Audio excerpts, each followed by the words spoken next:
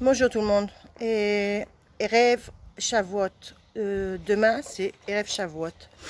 Et, euh, on vous faire un petit coucou pour vous parler un peu de Ruth.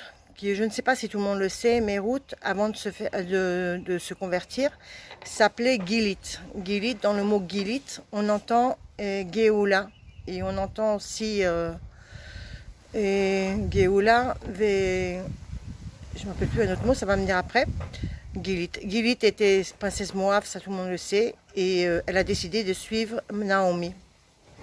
Elle lui a dit, là où tu iras, j'irai, et ton peuple sera mon peuple, ta Torah sera ma Torah. Bien que Naomi l'ait repoussée 3 fois, elle a quand même fini par se convertir, et elle a fait son mikvé dans le fleuve du Jourdain, et elle a été avec Naomi, alors que Orpa, sa sœur, qui je ne me rappelle plus son nom avant le Guillour, Orpa, elle, lui a tourné le dos à Naomi. Elle a versé 4 larmes.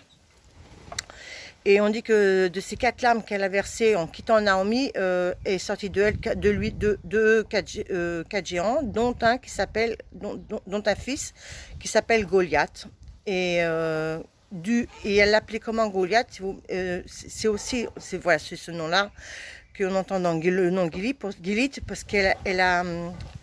elle considérait sa sœur Gilit, qui a décidé de suivre Naomi, comme une morte.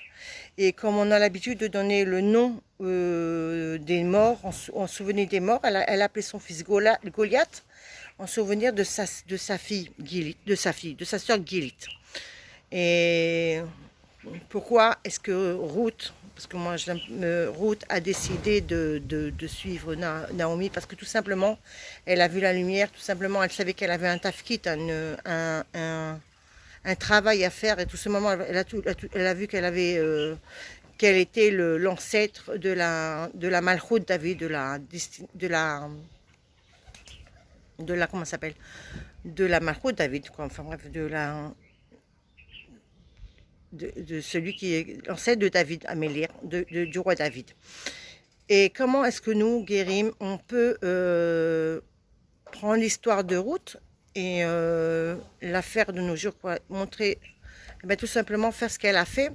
Et elle a fait 3 choses, entre autres, enfin elle a fait beaucoup de choses, mais elle a fait 3 choses. C'est que elle n'a eu qu'un seul Dieu. 2, elle est montée en Eretz Israël. Et 3, on disait elle a tout son moi, elle s'est complètement effacée pour le but divin, pour la création, pour le but divin, c'est-à-dire de fonder la dynastie de David. Ça veut dire quoi, tout s'effacer? Elle s'est quand même mariée, elle avait 25 ans, elle s'est mariée quand même avec un homme qui était âgé plus qu'elle. Elle s'est pas mélangée aux jeunes, donc elle était de Sanois. Elle a donné toute sa vie à Naomi. Et jusqu'à quoi? On dit que quand son fils est né, elle l'a donné à Naomi pour qu'elle l'éduque, parce que elle n'était pas assez elle a voulu donner tout pour qu'il soit étudié dans la Torah ou les mitzvot. Donc comment on le fait nous à ce jour-là? C'est sûr que moi, si vous me dites aujourd'hui, je vais donner, je sais pas moi, ma rabbinite, mon fils à élever, non, je vous aurais dit non, même pas en rêve. Comment on fait ça? On devient Ruth, enfin on essaye de s'approcher de Ruth, du peu qu'elle était cette sadéquette. Parce que quand même, elle est quand même l'ancêtre du roi David, Améler. Et comment on fait? D'abord, on se colle, on devient un avec Akadosh Baruch Hu. 2, on devient de Sanois, ça veut dire on s'habille avec des vêtements de Sanouim, comme on pu commenter quand on avait 15 ans, pantalon, mini-jupe, etc. Et on parle doucement, on se mélange pas trop avec les hommes. Et 4, on donne tout à Kadosh Baruch Hu et à ses mitzvot. Et que vous soyez, qu'Hachem vous aide dans votre processus, et que vous soyez comblés de bienfaits, que vous soyez une super soirée, une super nuit de limoud, et que Kadosh Baruch Hu nous entend notre filote et que nous amène la Géoula.